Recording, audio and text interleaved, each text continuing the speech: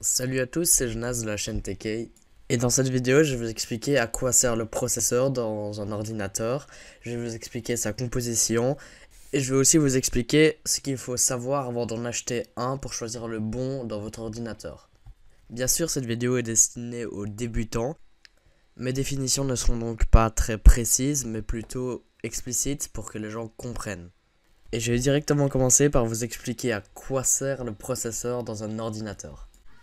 Le processeur fait tous les calculs importants de l'ordinateur qui ne sont pas destinés à l'affichage et donc renvoie les données de ces calculs dans les différents composants de l'ordinateur, par exemple à la carte graphique via la carte mère ou d'autres composants plus ou moins importants.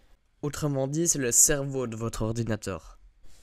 Maintenant que vous savez à quoi sert le processeur dans l'ordinateur, je vais vous expliquer sa composition, donc la matière sur laquelle il est créé et comment c'est possible d'avoir de si petits composants sur une toute petite puce qu'est le processeur.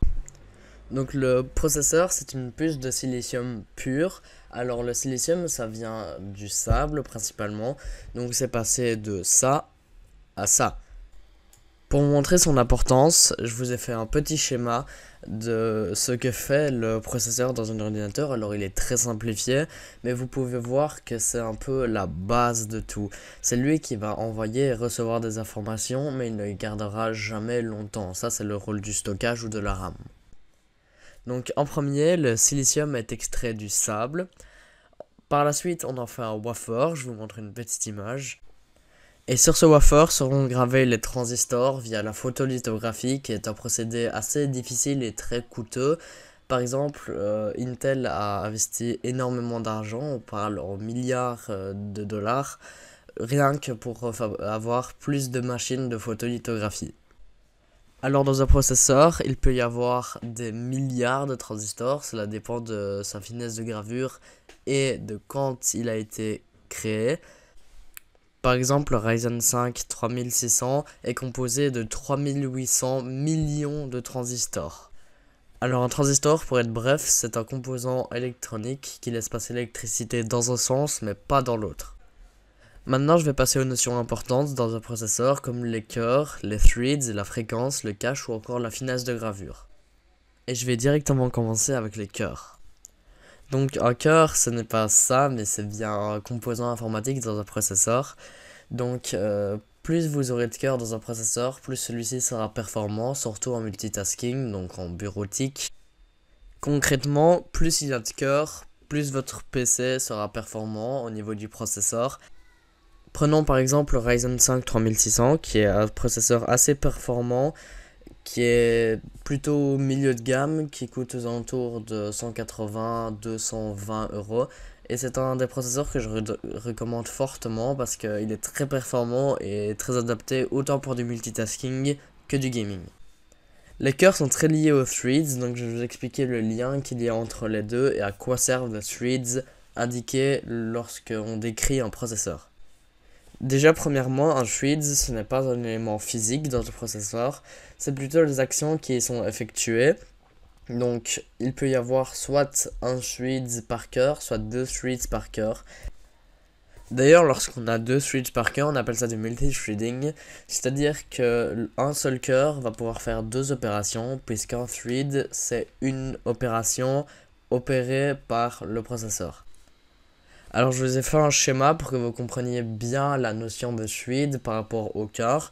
Donc je vous ai mis en haut 4 cœurs, 4 threads. Donc un cœur, un thread ensemble. Ou alors 4 cœurs, 8 threads. Donc là il y aura du multithreading, c'est plus performant. Donc 2 threads par cœur. Maintenant que vous savez la notion de cœur et de threads, on va passer à la fréquence. C'est la vitesse à laquelle le processeur s'opère. Donc plus la fréquence sera élevée dans un processeur, plus il sera performant. C'est pour ça que les gens ont tendance à overclocker leur processeur, c'est-à-dire ajouter de la vitesse pour qu'il fasse les opérations plus rapidement et qu'il soit plus performant. Je vous ai aussi pris une petite capture d'écran avec les noms des unités de mesure de fréquence. Donc avec les tout premiers processeurs, il y avait le kilohertz, c'est-à-dire avec le Intel 4004. Le tout premier processeur créé par Intel. Il y a aussi le mégahertz, ça c'était tous les processeurs aux alentours des années 80-90, qui étaient beaucoup moins performants que maintenant, qui étaient avec un seul cœur. Et il y a aussi le gigahertz qu'on a atteint assez récemment, je vais dire. Et maintenant, on peut avoir des processeurs qui peuvent atteindre 5 à 6 GHz. Ils sont overclockés avec de l'azote liquide comme refroidissement. Passons maintenant à la notion de cache, qui est pour moi la plus difficile à apprendre en tant que débutant. Donc le cache, c'est de la mémoire, une très petite quantité de mémoire qui est dans le processeur. C'est une mémoire très rapide où sont stockées les informations qui sont utilisées le plus souvent. Les informations utilisées le moins souvent sont dans la RAM.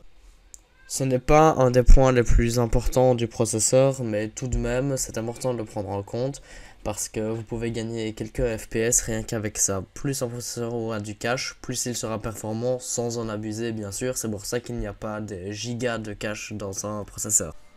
Prenons l'exemple du Ryzen 5 3600, il possède 32 mégas de cache. C'est un processeur moyen de gamme, pourtant il ne possède, je vais dire, que ça de cache, mais c'est largement suffisant, surtout pour un bon processeur comme ça.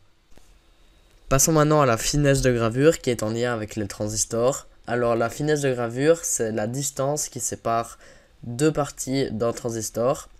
Donc plus cette partie est petite, donc plus la finesse de gravure est petite, moins l'électricité, les électrons prendront du temps à traverser et donc ça rajoute de la vitesse au processeur. Sinon prenons un vieux i5 à 32 nanomètres de lithographie,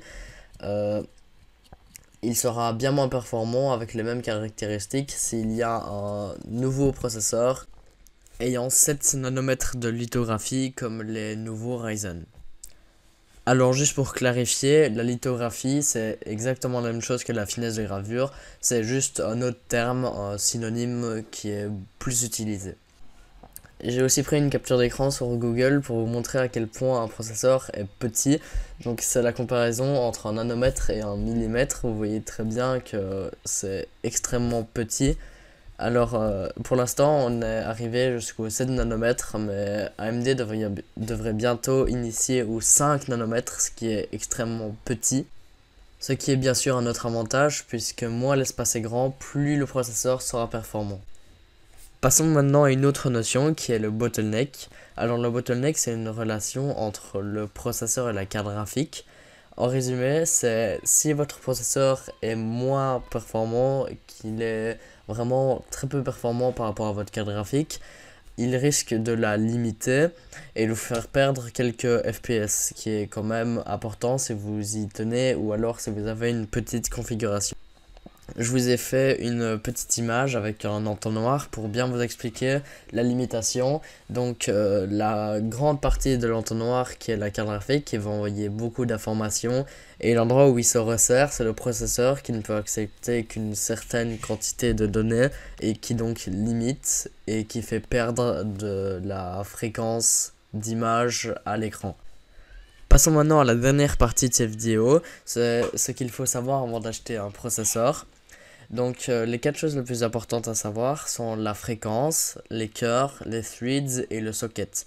Alors le socket je n'en ai pas parlé dans cette vidéo, j'en parlerai sur la vidéo sur la carte mère. C'est donc la compatibilité avec la carte mère avec le processeur. En résumé, plus il y a de cœurs, plus il y a de threads et plus la fréquence est élevée, plus votre processeur sera performant mais plus il sera aussi cher. Et il faut faire attention à la compatibilité avec votre carte mère. Si vous avez une vieille carte mère, vous ne pouvez pas acheter un processeur récent car il ne serait pas compatible et ce serait de l'argent déboursé pour rien.